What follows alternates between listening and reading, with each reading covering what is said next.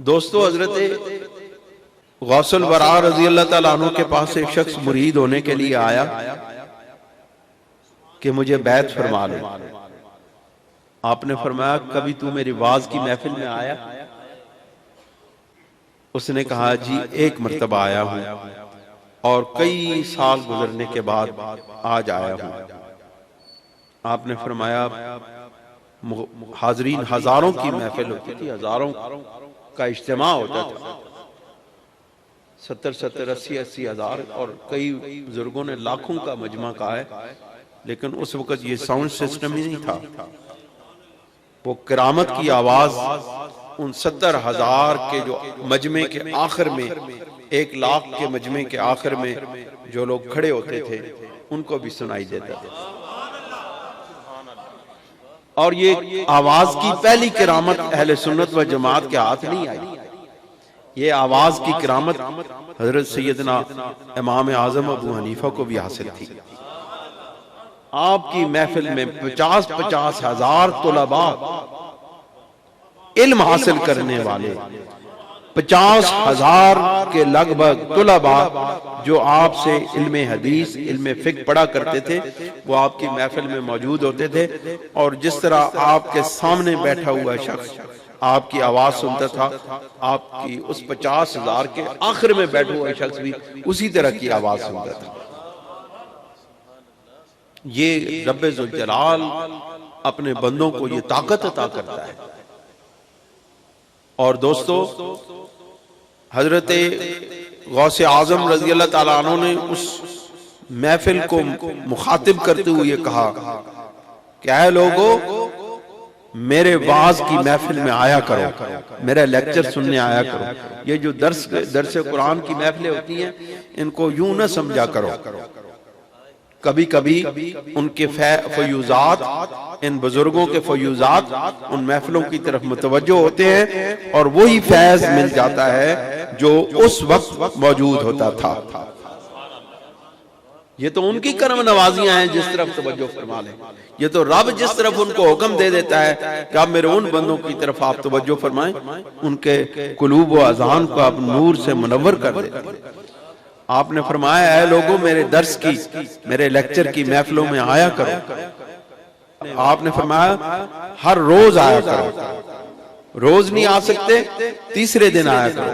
तीसरे दिन नहीं आ सकते, हफ्ते में एक बार आया करो। नहीं तो महीने में एक बार आओ, नहीं तो साल में एक बार आओ, नहीं तो जिंदगी में तो कम से कम एक बार हमारी महफिल में आओ।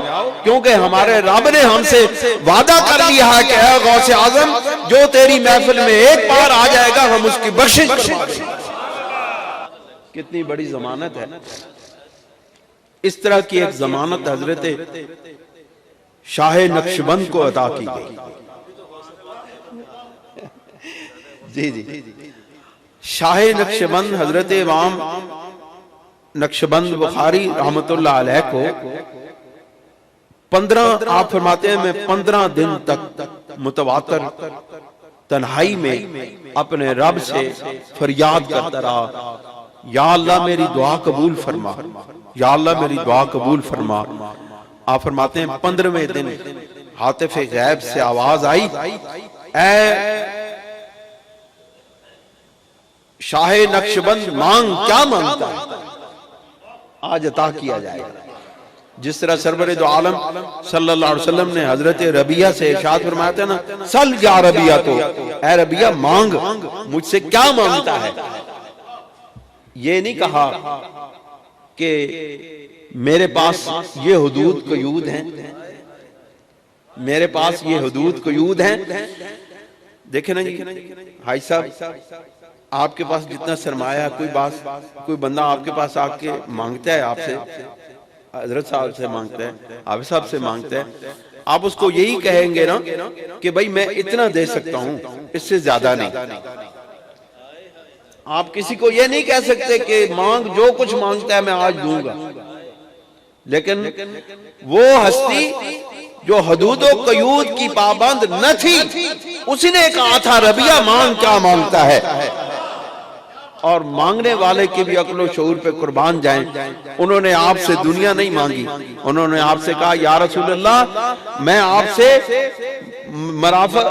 मराफत का फिल जन्ना, मैं आपसे जन्नत में आपका कुर्ब मांगता हूं।